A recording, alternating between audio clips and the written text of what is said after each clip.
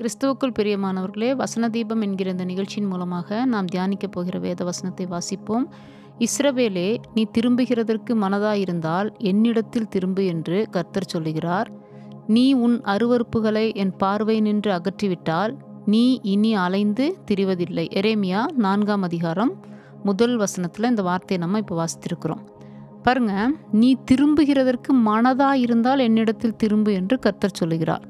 நம்மளுடைய வாழ்க்கையில் பல பிரச்சனைகள் கடந்து வரும்போது, பலவிதமான நெகட்டிவான சூழ்நிலைகளை நம்ம சந்திக்க நேரிடும் போது, எதெடுத்தாலும் எதுவுமே எனக்கு வாய்ப்பதில்லை, எந்த காரியமே நிறைவேறுவதில்லை, நான் எந்த வித முன்னேற்றத்துக்கும் என்னால் கடந்து போக முடியல, என் குடும்பத்தில் எந்த பக்கம் பார்த்தாலும் பிரச்சனை அப்படின்னு சொல்லி நம்ம நினைக்கும் போது நமக்குள்ளார முதல் வருகிற காரியம் என்ன அப்படின்னா, நமக்கு ஏதாவது விட்ச்கிராஃப்ட் பண்ணியிருப்பாங்களோ, மாந்திரீக கட்டுகள் இருக்குமோ, ஏதாவது சாத்தானுடைய தொல்லை இருக்குமோ, இதை தான் நம்ம அதிகமாக நினைப்போம். ஆனால் ஆண்டவர் என்ன இந்த இடத்துல சொல்கிறார் அப்படின்னா, நீ திரும்புகிறதற்கு மனதாயிருந்தால் என்னிடத்தில் திரும்பு என்று கர்த்தர் சொல்லுகிறார். நீ உன் அருவருப்புகளை என் பார்வை நின்று அகற்றிவிட்டால் நீ இனி அலைந்து திரிவது இல்லை. தான் நம்மளுடைய இருதயத்தை நாமே ஆராய்ந்து பார்க்கணுங்க. அதனால தான் தாவீது சொல்கிறாரு, வேதனை உண்டாக்கும் வழிகள் என்னிடத்தில் ஏதாவது உண்டோ என்று சொல்லி என்னை ஆராய்ந்து பார்த்து என்னை நித்திய வழியில் நடத்தும் என்று சொல்லி கர்த்தரிடத்தில் அவர் சொல்கிறாரு. அப்போ நமக்குள்ளாரியே சில பிரச்சனைகள் இருக்கும் பொழுது, சில நேரங்கள் நம்மளுடைய அருவருப்புகள் தேவனுக்கு முன்பதாக வைக்கப்படுகிற வேளையில் அவருடைய முகம் நமக்கு மறைக்கப்படுகிறது. ஏசாயா 59:1-2 நீங்கள் வாசித்து பார்த்தீங்கன்னா, இதோ ரட்சிக்கக்கூடாதபடிக்கு என்னுடைய கை குறுகி போகலை, கேட்கக்கூடாதபடிக்கு என்னுடைய செவி மந்தமாகவும் இல்லை, உங்களுடைய பாவங்களே உங்களுக்கு தேவனுடைய முகத்தை மறைக்குது, நன்மைகளை தடுக்குது, அருவருப்புகளே இதை செய்யுதுன்னு சொல்லி அந்த இடத்துல நம்ம வாசிக்கிறோம் இல்லையா. அக்கிரமங்களும் பாவங்களும் நமக்கு என்ன செய்தாமா, தேவனிடத்திலிருந்து நன்மையை தடுத்து கொண்டு வருகிறது. அப்போ தேவனிடத்திலிருந்து நன்மையை தடுத்து கொண்டு வரும்போது, அவருடைய முகம் நமக்கு மறைக்கப்படும் போது ஆட்டோமேட்டிக்காக நம்மளுடைய வாழ்க்கையில் முன்னேற்றங்கள் கடந்து வர முடியாது, சமாதானம் இருக்க முடியாது, சந்தோஷம் இருக்க முடியாது, நிம்மதி குலைந்து போயிடும், பல பிரச்சனைகளை சந்திக்க நேரிடும். ஏன்னா நம்ம அவருடைய பிள்ளை என்று சொல்லி யோவான் 1:12 படி அவருடைய தேவ பிள்ளையாக நம்ம முத்திரை போடப்பட்டிருக்கோம் இல்லையா.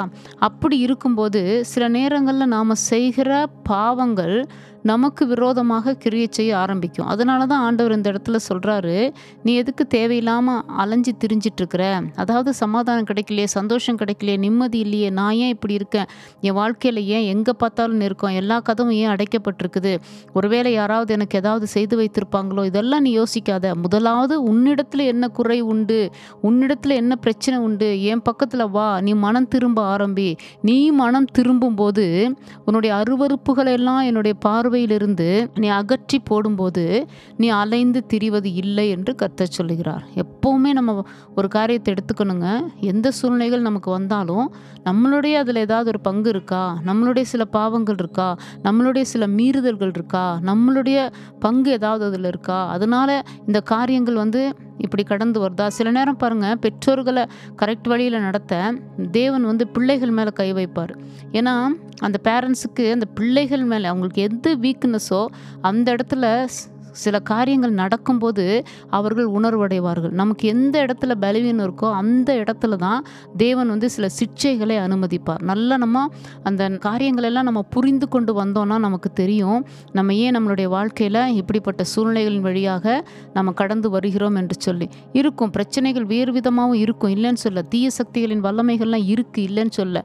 ஆனாலும் தேவன் அதை மேற்கொள்ளுகிற ஒரு அபிஷேகத்தை நம்ம மேலே வைத்திருக்கும் போது அதையும் மீறி இப்படி இருக்குமோ அப்படி இருக்குமோ என்று யோசிப்பதற்கு முன்பதாக நம்மளுடைய வழிகள் எப்படி இருக்குது. அதனால தான் கர்த்தர் சொல்கிறாரு, உங்கள் வழிகளை சிந்தித்து பாருங்கள் என்று சொல்லி ஒரு இடத்துல சொல்கிறாரு.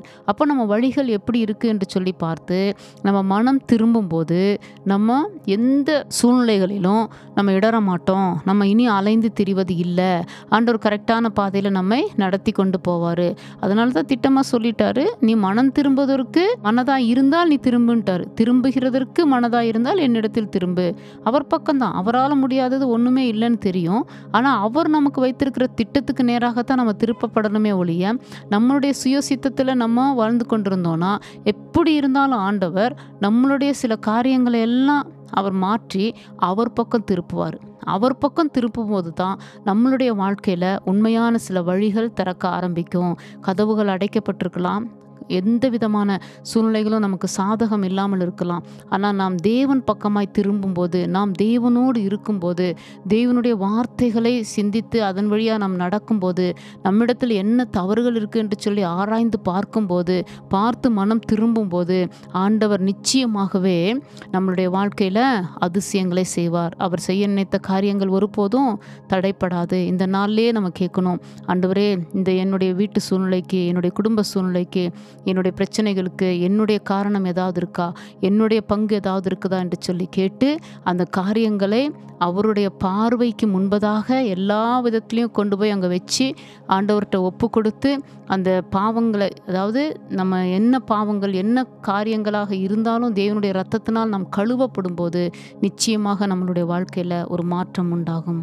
ஆமேன்.